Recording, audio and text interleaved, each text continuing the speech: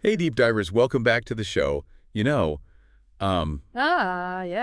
Clint Eastwood, he's back. He is back. Now, 94 years old, Uh, directing his 40th film. it's Juror No. 2. Can you believe it? That's dedication. Now, I'm talking about commitment, right?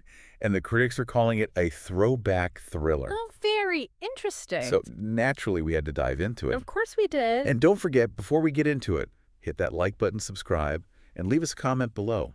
Love hearing your thoughts. Absolutely love those discussions. So Clint Eastwood, what a legend. Right. This new film, it feels like he's going back to his roots a little bit, don't you think?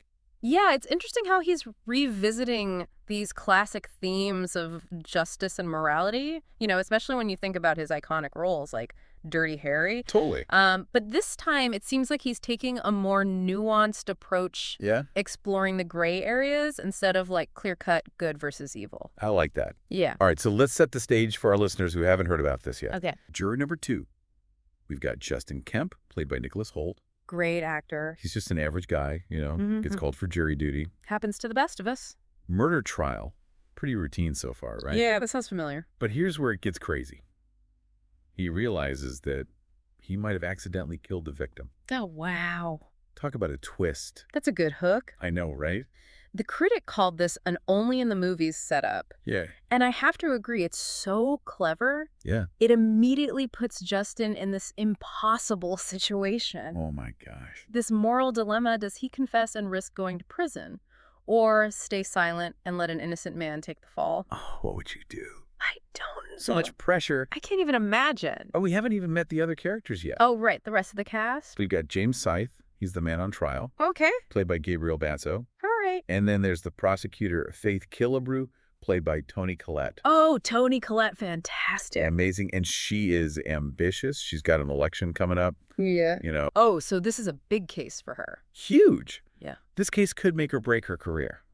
Wow, high stakes. Yeah. And it makes you think about, the justice system as a whole. Right. Eastwood, he's setting up this clash between like individual guilt and how our justice system works. It's like, how much responsibility does Justin have? Yeah. And then how does that play out, within a system that's supposed to be impartial? Yeah, it's really interesting. And speaking of justice, the critic mentioned all these visual things going on in the film that tie into those themes of justice. Okay. So there's like the nursery scene where Justin's wife, she's blindfolded. Yeah. And then there's the Dear Sing sign that's blocking Justin's view like the night of the accident. Oh, wow.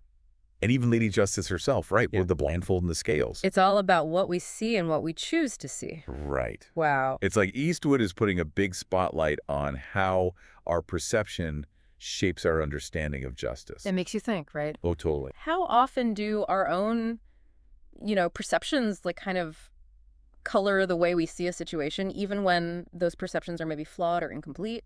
It's a great point. It's something that runs through a lot of Eastwood's films, I think. Yeah, and it all goes back to Justin's impossible choice. Right. Put yourself in his shoes. I don't know if I could. What would you do? Tough one.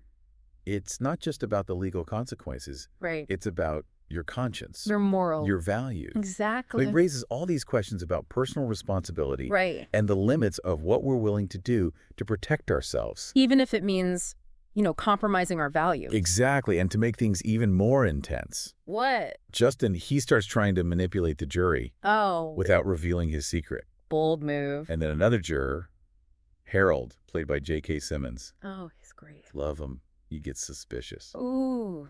This is getting good. It's a pressure cooker.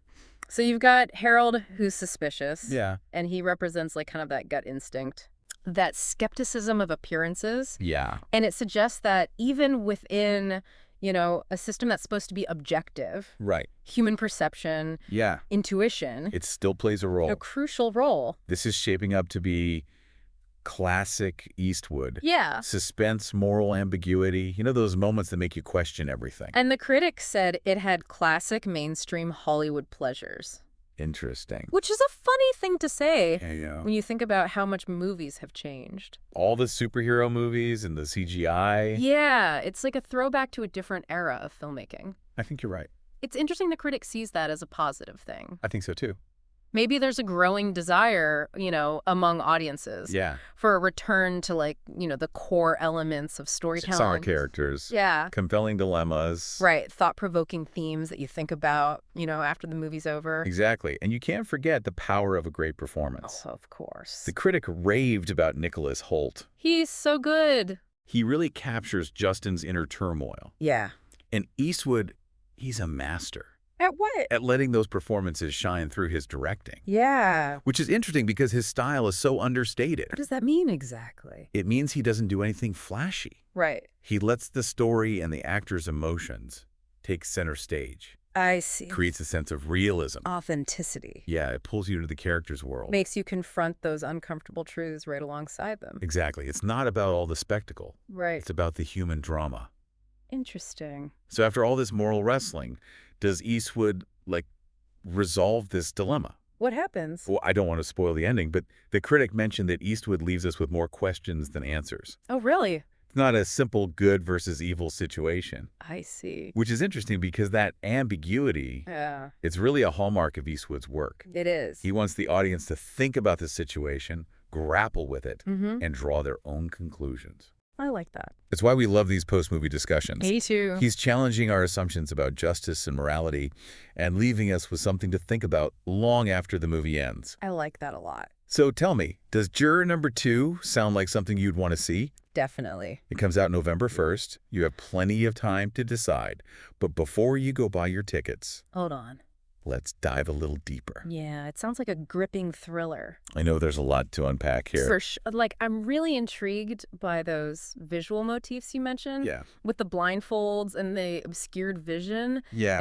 It's not just about creating suspense. It's he's subtly highlighting the limitations of our own perception. It's like he's saying, pay attention. Things aren't always what they seem. Exactly. And those blindfolds, they're everywhere, not just in the courtroom scenes. Yeah. It's like this constant visual reminder that the characters are struggling to see the truth. Literally and figuratively. Exactly. And remember that scene in the nursery where Justin's wife, she's blindfolded before she sees the room. Oh, yeah, that's interesting. It's almost like he's drawing a parallel between her not being able to see the nursery and the jury struggling to see the truth of the case. Oh, wow.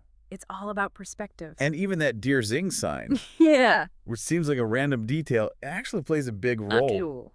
It's blocking Justin's vision the night of the accident. Oh, right. It's like a brilliant way to show how sometimes the most important details can be hidden in plain sight. And our own biases and assumptions can prevent us from seeing them clearly. Right. It makes you wonder, how often do we miss crucial details in our own lives? Because we're not really seeing what's right in front of us. It's a powerful reminder to question our assumptions. And look beyond the surface. This is why we love Eastwood. Right. He packs so much depth into every element of his films. It's true. But okay, let's get back to Justin's moral dilemma. The critic really emphasized that Eastwood doesn't present him as a straightforward hero or villain. Right. He's just a guy who's caught in this impossible situation. Yeah. Trying to grapple with his conscience. And that's what makes it so compelling, right? Totally. We see him wrestling with his guilt, trying to do the right thing, but also protect himself. That's a good point. It's like those real-life decisions that aren't always clear-cut. Exactly. We all have those moments where we have to weigh our options and face the consequences, even when there's no easy answer. Makes you think, what would you do in that situation? Mm-hmm. I mean, have you ever been faced with a choice where doing the right thing could, cost you a lot? That's a tough one. How would you navigate that? I don't know. And it's interesting how the critic connected this film back to Eastwood's earlier work. Like what? Particularly Dirty Harry. Oh, interesting. They both explore themes of justice, but from very different angles. Right. Dirty Harry was more black and white, right and wrong. Yeah. Good versus evil. And this one is more like those gray areas. Totally. It's like we're seeing an evolution of Eastwood's perspective on justice. He's not offering simple solutions anymore. No. Or easy answers. It's messy. He's making us confront the messiness of it all. And that evolution is reflected in how he portrays the legal system, too. Oh, interesting. It's not idealized or romanticized. Right, it's a human institution. It's flawed. Susceptible to manipulation. Just like any other system. And don't forget the political element. Oh, yeah. We've got this ambitious prosecutor Faith Kilbrew. Yeah, she wants to win the election. So driven. It adds another layer to this whole idea of justice. Right. It shows how personal ambition and political agendas can overshadow, the truth. It highlights those conflicts of interest that can happen within the system. Right. Can justice ever truly be blind when you have all these external factors at play? Yeah, that's a great question. It is something to think about. It gives you a lot to think about, and it sounds like Eastwood isn't giving us those easy answers. Which is probably why it's so thought-provoking. Right, he's leaving it up to us, the audience. So wrestle with those questions and, come to our own conclusion. Exactly. He's not spoon-feeding us a moral message. He's inviting us to engage in a dialogue. Yeah. Challenge our assumptions. And that's what good filmmaking should do. Absolutely. So after diving into all these themes, yeah, what does it all mean for us as viewers? That's the big question. What are your takeaways? Well, I think it reminds us that justice isn't always black and white. Okay. It's complex, it's nuanced, and it's often shaped by our own perceptions. Our experiences. Our biases. That sometimes the most important details are the ones that are hardest to see. It's true. It's a reminder to stay curious, to question what we think we know, and to be open to different perspectives. I like that, and most importantly, it's an invitation to keep the conversation going. Yes. What are your thoughts on all this? The film's exploration of justice, guilt and moral dilemmas. What resonated with you? What questions did it raise for you? Yeah, we're eager to hear your perspectives. And as always, don't forget to hit that like button, subscribe to The Deep Dive for more deep dives, and leave your comments below. We love hearing from you. Oh, before we wrap up, I wanted to go back to something the critics said. Okay. About Juror No. 2, offering those classic mainstream Hollywood pleasures. Right. What do you think he meant by that? It's interesting. Especially in today's world. Yeah, with all the superhero movies. And CGI. Yeah, all the spectacle. Yeah. Maybe he's saying that, there's a renewed appreciation for those more traditional elements of filmmaking. Yeah, like what? Like a character-driven story with, strong performances of suspense that keeps you on the edge of your seat. Okay. Moral dilemmas that make you think. Yeah. And an ending that stays with you. Yeah, I think you're right. It's a good point.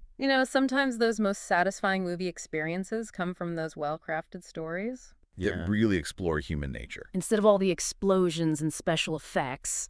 And Eastwood even at 94. Right.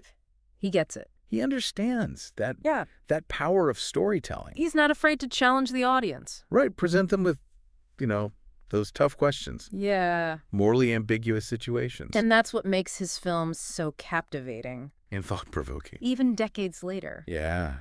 Well said. I think that's the perfect note to end on. I agree. Juror No. 2 sounds like a must-see. For sure. For anyone who loves thought-provoking cinema. Absolutely. Can't wait to hear your thoughts. So Deep Divers, head to the theaters November 1st. Check it out, and then come back here and tell us everything. What are your verdicts? What did you think? Don't forget to like this video, subscribe to The Deep Dive for more insightful discussions on everything from movies and music to science and history. And as always, keep those comments coming. We love hearing your perspectives. Until next time, keep diving deep.